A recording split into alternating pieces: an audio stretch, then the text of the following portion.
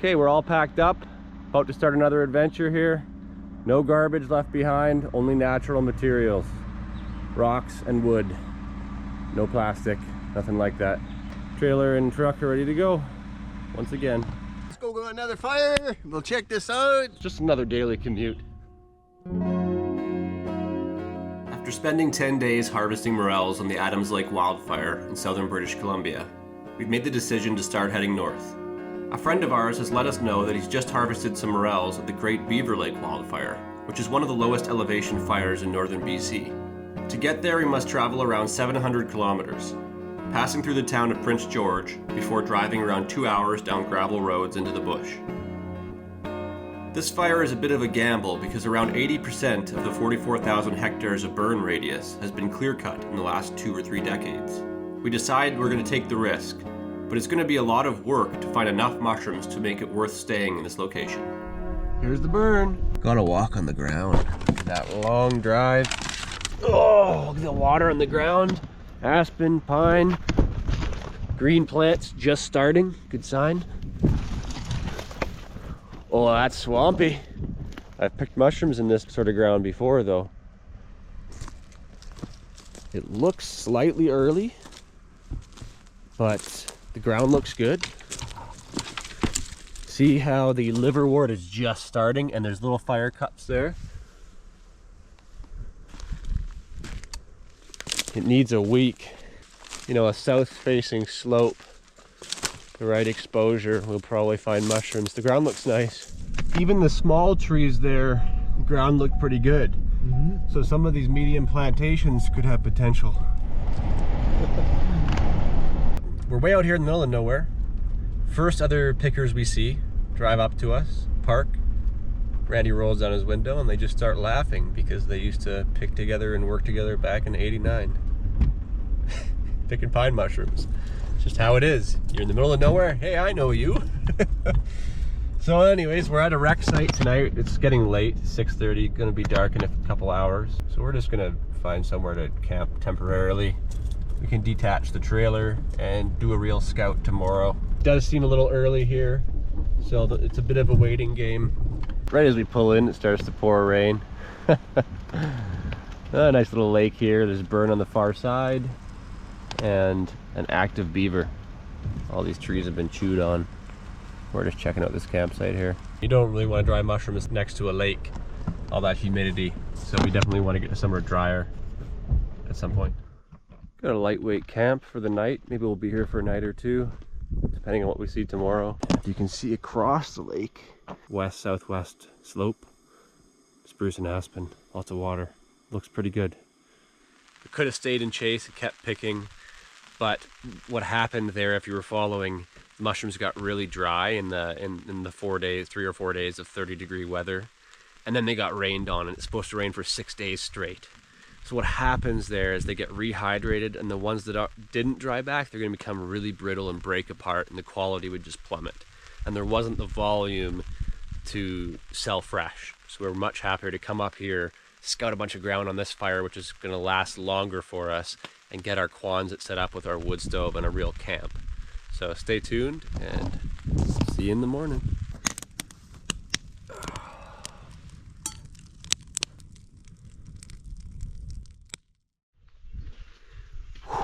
Cold.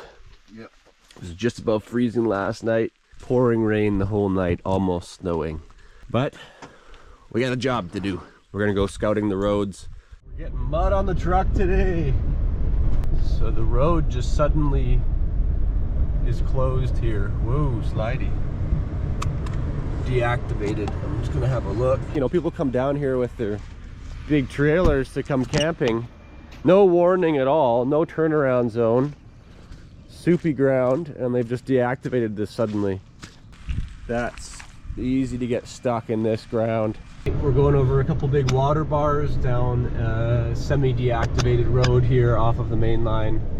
Not sure how far we can make it in. You can see here there's another pretty deep muddy water bar.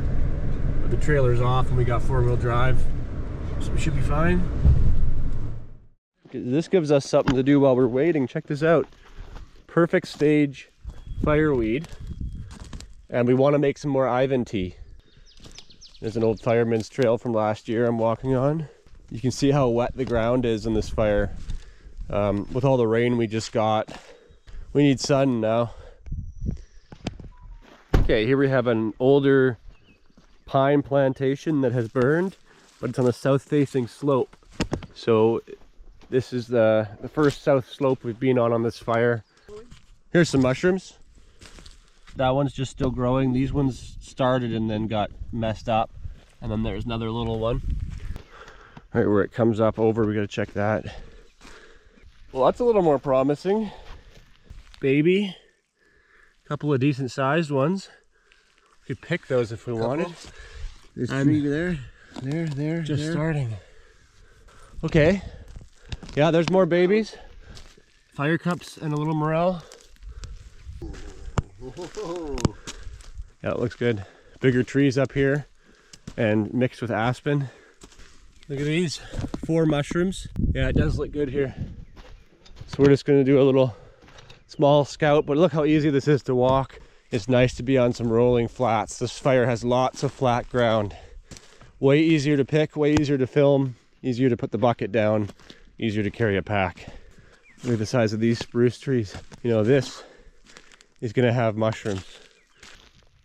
Oh, the little patch of pinky.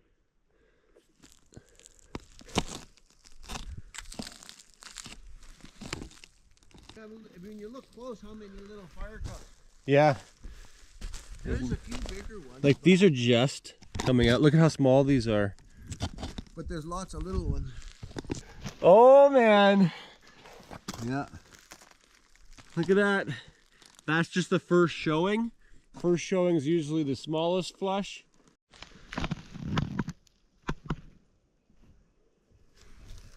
Look at that.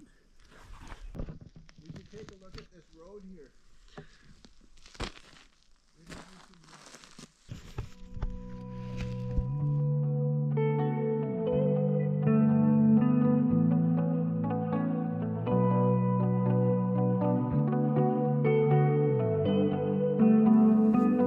This area shows a lot of promise.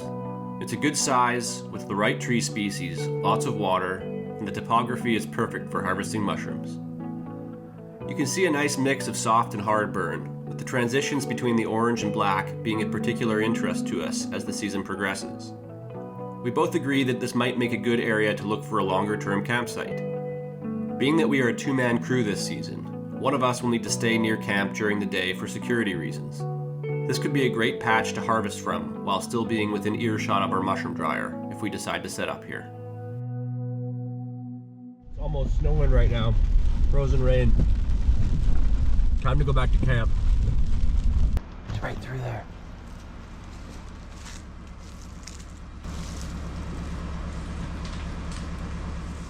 Nice looking ground over there too. The moose taking us to the patch.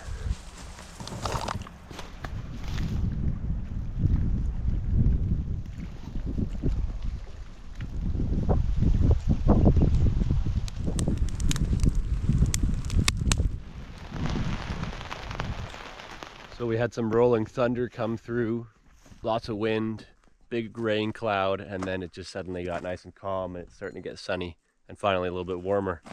So I'm gonna do a little walk. Wouldn't mind picking a few morels to add to dinner tonight.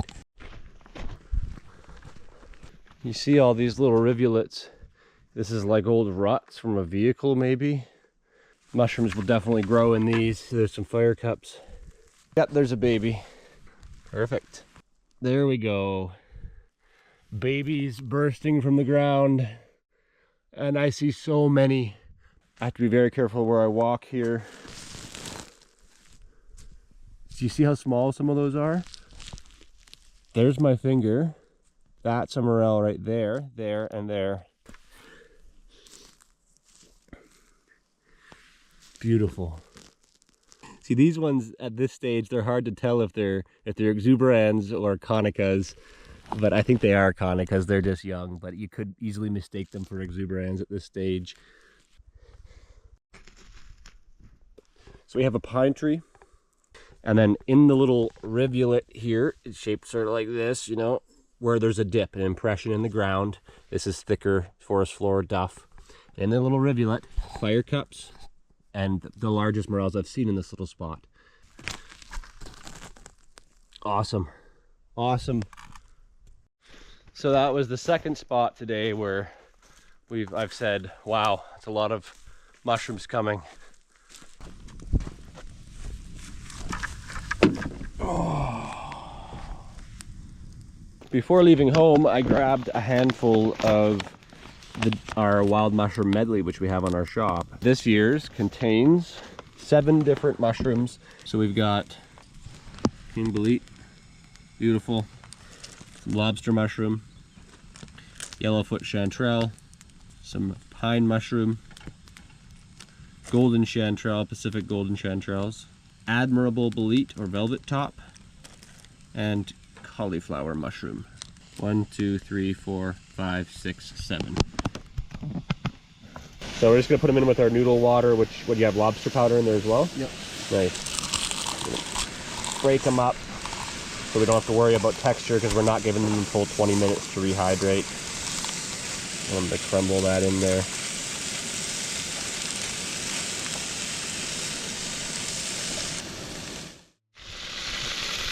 Salted pork. The lake is lit up right now, wow.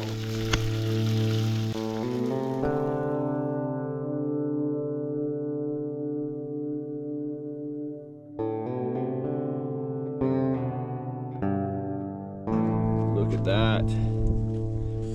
Yeah. Mm-hmm. They're good. That's Nice. tasty. You can see some of the mushrooms in there, and then speckled through is the lobster powder. It adds a nice touch of orange color. Oh.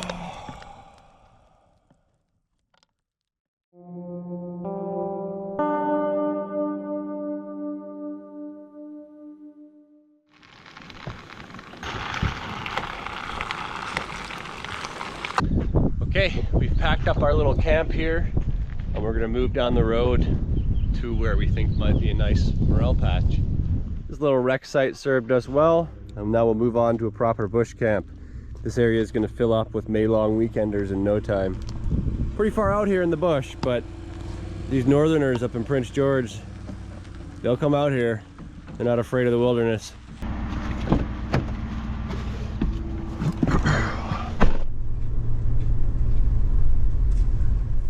We're basically just going to camp right off the side of the road here and control this little road. Now, it doesn't go to anything. It's an overgrown spur.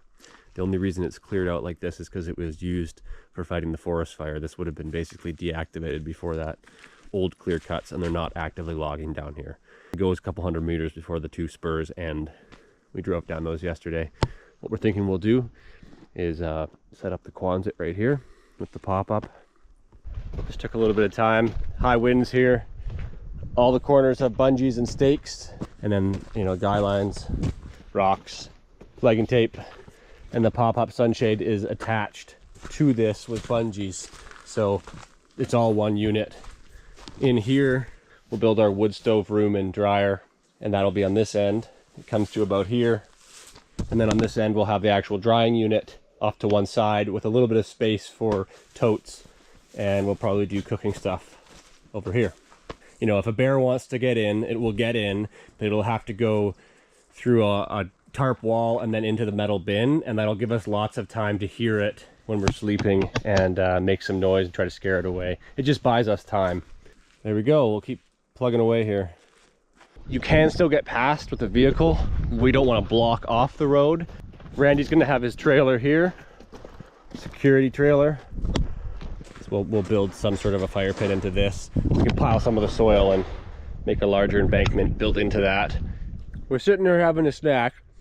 Randy gets drawn in this direction for whatever reason. I don't even know why I come over here. No, you just kind of like started wandering. Look down the embankment, not in the burn. No burn here. And look at that. There's 3 more here. And then another one down here. 5 of them. I'll pick this.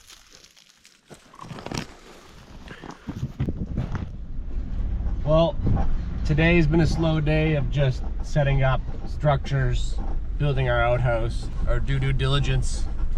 We have a little bit of waiting time here, but I do want to get scouting soon. It's good that we're doing this stuff now because I think pretty soon we're going to be quite busy. There's quite a bit of ground around our camp. I think we've got a pretty good grip on this area. This could be a pretty good season. I think that if it doesn't get too swarmed here with people, this could be pretty good, everyone. All right, so I've ended up putting my tent here. There was a nice shady pine tree. There was just no really good spot over in the burn there, so I put it here. I'm off the road far enough. Might have some problems with mosquitoes, but that's impossible to escape on this burn once it heats up. I've just cleaned up a bunch of these willows out of the ditch that were coming up to the berm here, the berm. And now what I'm going to do is try to level a big section of ground, push all that soil that way, build up that berm higher, and we can use that as a back wall for our fire pit. Just trying to be fire safe like we always are. And I'll dig a big pit for the wash water underneath. So we always kind of have to adapt to the situation. And here, there's not that many big rocks. There's a few and we're going to line it with rocks. But what I'm trying to do is sort of create a basic shape using the sand and gravel here. And then I can build onto that with rocks. That way we don't need as many rocks overall. If you haven't seen this yet, I'm going to be digging a 2 to 3 foot pit, filling it with the smaller rocks, and that will be to burn off of our wash water. If you're just camping for a few days, it's not a big deal. We might be out here for a month, and so the meat water starts to smell pretty bad after a while, and we are in grizzly territory. So you can't mess around, you can't be too safe. All the smell of the meat, it'll burn off underneath the fire and get masked by the smoky ash smell. So it's our normal procedure.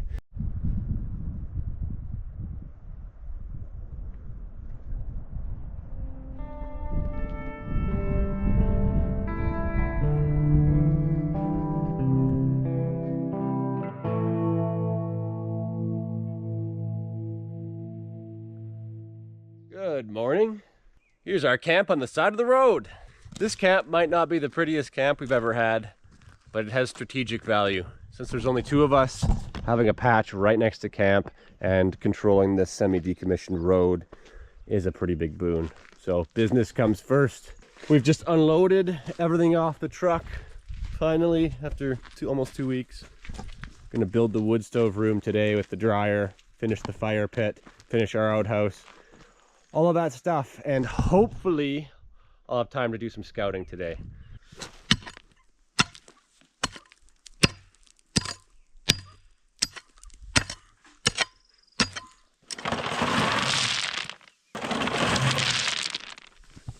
What you cooking up here?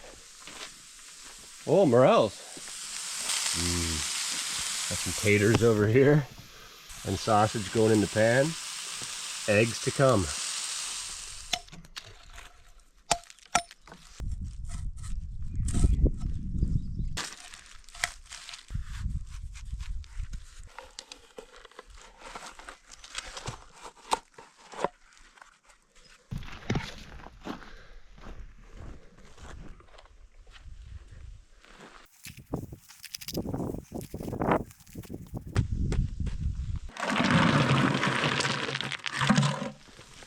Pan-fried morels. Cowboy potatoes. My own chicken eggs. Yeah, right there. They're perfectly cooked. Perfectly cooked. Simple. Mozzarella, eh? Morcella ACA.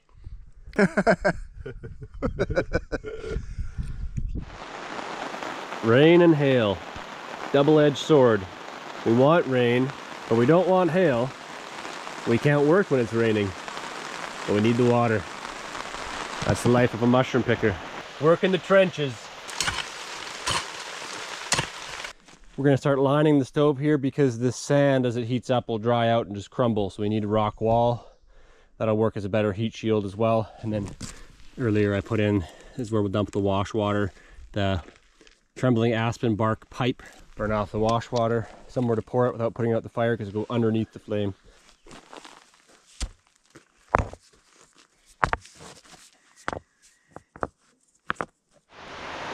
Another rain shower.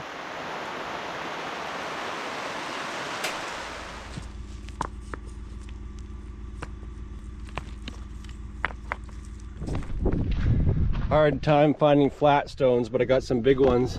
Okay. We're gonna be sitting around this a lot for possibly more than a month here, so we want to be comfortable.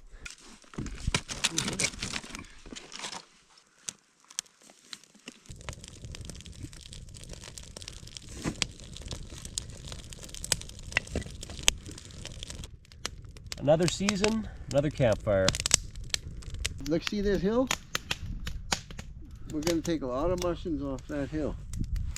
You watch. Yeah, we'll have a zip line from the top of the hill right into a frying pan on the Morel fire. zip line. Well, this seems kind of funny. This is our throne. Hasn't been used. But look at that. Fit for a king. Luxurious. All right, taking my chance. By the end of this season, I want this hill to be a rainbow of tracks on my GPS. I'm gonna start right now. There's our camp. Gonna hop in right over here, past the outhouse, go up the hill.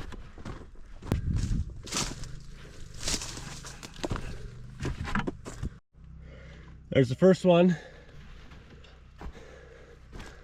Show me more. There's one. There's about 10 here. That's camp. I'm right here. Look.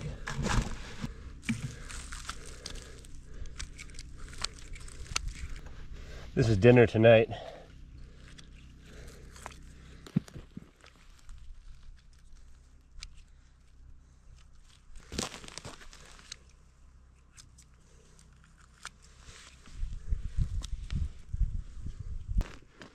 And there are babies. There's a second flush just starting, and it's more in line with the fire cups coming in. Nice. Another one up there, and about 5 more, 6 more here, 7. This will be really good right here. Yeah, look, just coming in. So this is the south side here, and there's a baby. This one, and then another one growing. There. Okay. I'd spotted these aspens earlier, so that's what I'm working towards. They are slightly north, but aspen often start first.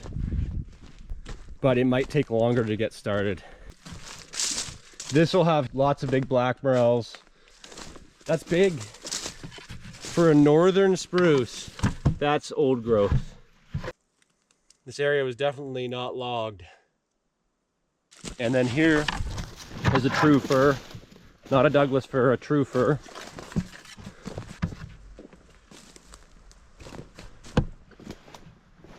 Good ground.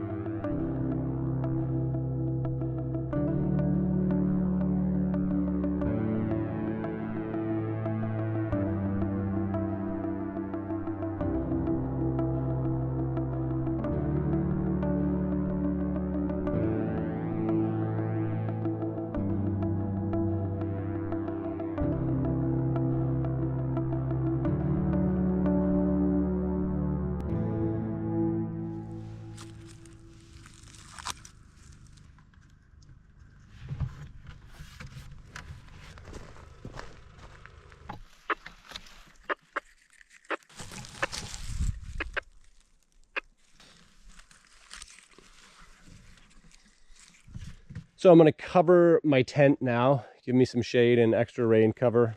Just going to build a very basic structure, nothing too fancy. I'm going to use the crotch on the tree there. I'm going to come off of that with a ridge pole to a tripod. By laying it out like that, in that simple way, you can stand it up on your own and yeah, do this solo.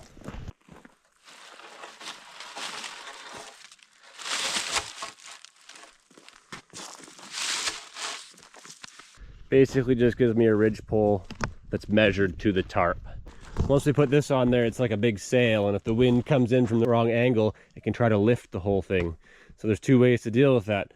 One, bungee cords. They'll take up a lot of that sail and flex the bungee cord before it actually becomes taut and tries to fly away. The second thing I do is I dug a little hole and it butts into the soil, and then I'll put a big rock onto that. And those two things really help. We've had to deal with some pretty serious weather moreling over the years. Even just last year, we watched our neighbor's pop-up sunshade go flying about 30 feet in the air. I wish I caught it on film. Yeah, when you're in the middle of the night after picking and you're exhausted, you just want to know that your structure is solid. So that's how I deal with that.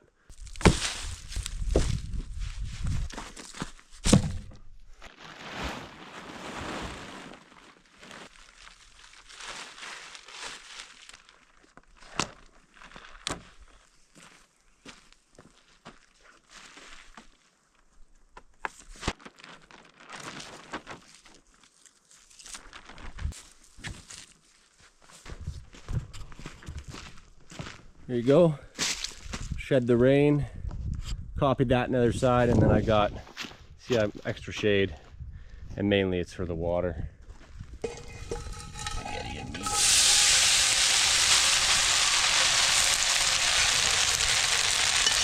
smells good. We're just gonna sprinkle.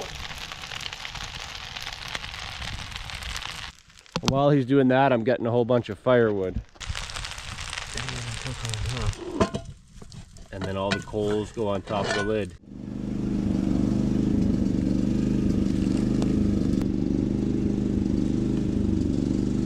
That's your bowl.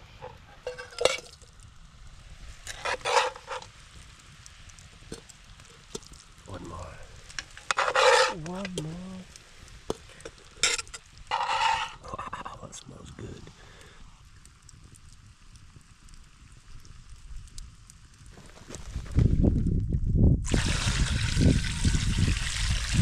It runs underneath the fire and gets burnt off.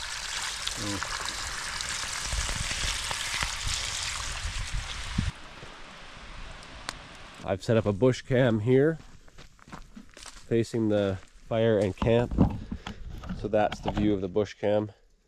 I've got another one facing my tent.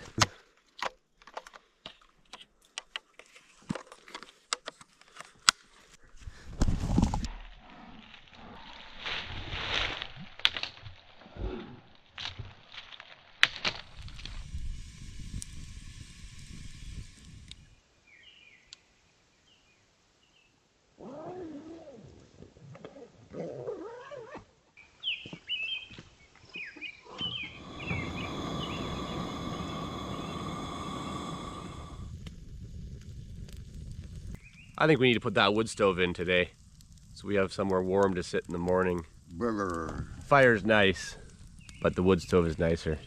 This is what it looks like before it goes up. It's been built twice before now. We just carried this heavy wood stove out of the trailer. This thing is hard with two people, but we managed it. It weighs hundreds of pounds, and we slid it down these poles out of the trailer.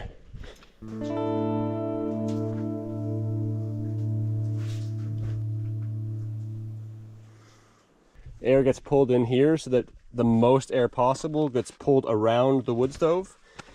So we've basically created a dry lung inside of the Quonset here. The Quonset acts as the roof, and then there's like an air barrier as insulation. So what'll happen is heat meeting cold cause condensation. The Quonset will condensate, but this room won't because there's an air gap.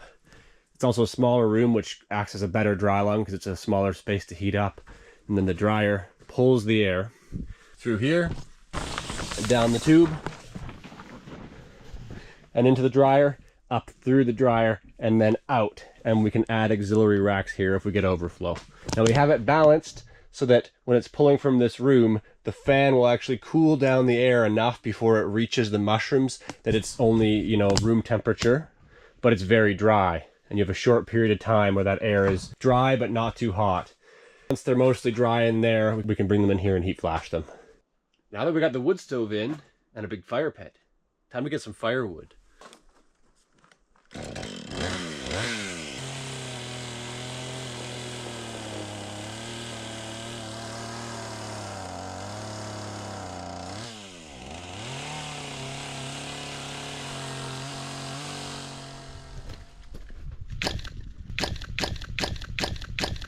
Got quite a bit done today. Nice. I'm gonna go do some scouting before it's dark. It's cooled off, which is a good time of day to scout. And let's see what I find.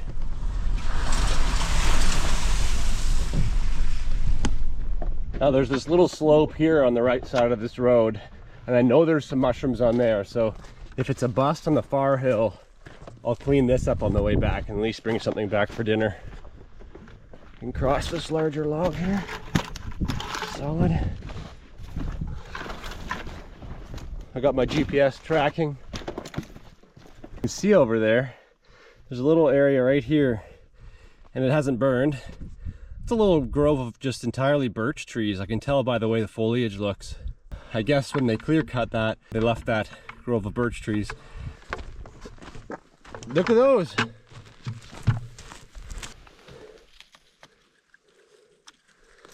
Pretty good quality too.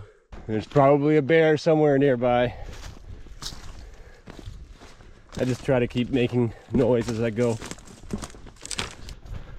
I'm getting kind of close to the hill. It's over there, but I've just spotted a big grass lake. It's just basically a marginal zone, which is an area that will periodically flood, and then the water will recede. The outside of the pond or the small lake will be all grass. And then I'm seeing over here stunted boreal spruce, which means muskeg, possibly some little band of permafrost. So I need to find out if I can even get over this. It might be a dead end. I can check out the muskeg, maybe I'll get lucky. That muskeg is definitely gonna be draining into that lake. I don't know about this. It's pretty soggy. I gotta find a different way through. As far as I can see, it just gets worse ahead, I think. It's just willow, swamp, and below down with boreal spruce. I'm not getting through there. I'm seeing a few babies as I walk though, right here. Right here. Ah, it's 100 meters or more of that. I'll find a different way around at some point, but probably not today. It's like a wasteland up here. On the edge of the plantation here, little morel. A little too small to pick, but just to show you, there's quite a few here. Better that I come over here now and realize that this bog is here.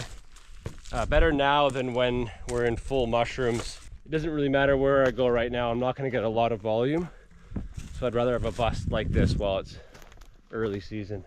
I think I've got about half a kilometer of this to go through.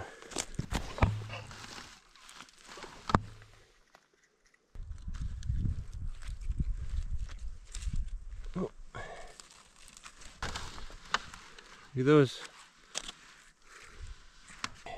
There's that birch grove.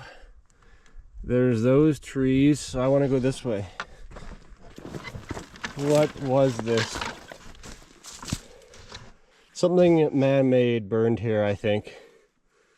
I don't know what, but it burned hot. So probably some petroleum-based product. Is that metal in there? Yeah, see, look. That's plastic. It is burned. It looks like two vehicle tracks, but it's burn marks. Strange.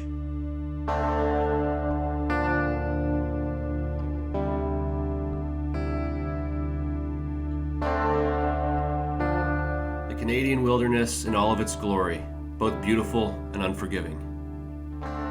It's getting late in the day, and I'm determined to reach the south-facing hillside I was targeting. But I made the right call by avoiding the muskeg swamp, which drains into this small lake.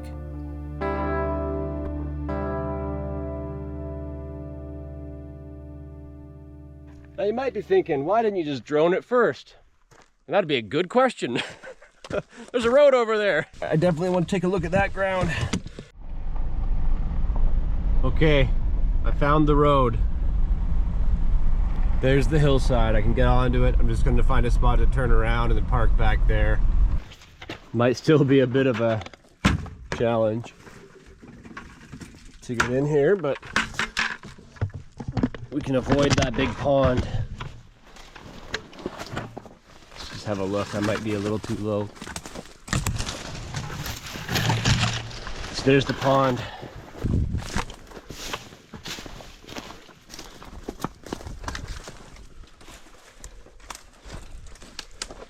There we go. There's one. Another one here trying. -3 last night. Everything we see now doesn't mean much because once the heat kicks in, a lot could start. There's a mushroom. Whoa! 4. I'll just take one. If you watched our 2022 season, we had some really good days around lakes like this. One of those days I picked around 100 pounds in 6 to 7 hours. It's a big spruce. Okay, so it's gonna set like there. So that's west, perpendicular, south.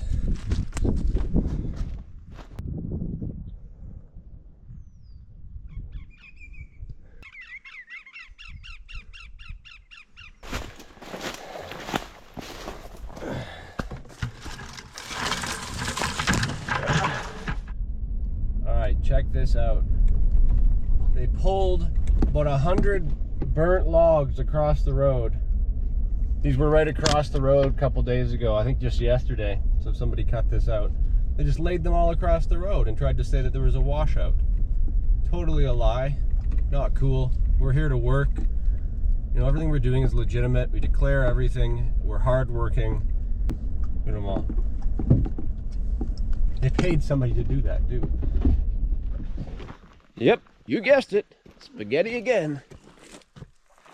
Still good.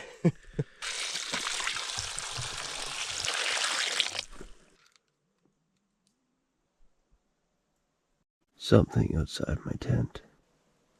I have the bush cam facing my tent, so we'll find out what it was tomorrow. It looks like either a huge porcupine or a very large beaver, what Randy would call a blanket beaver. After all, we're just down the road from Great Beaver Lake.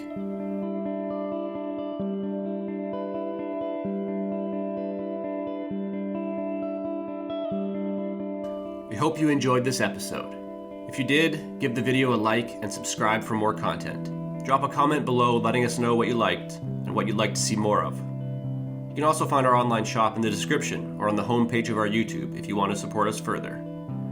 This is all part of a continuous series. You can find the previous episodes as well as our other mushroom seasons in the playlist tab on our channel. Thanks for watching, and we'll see you next time.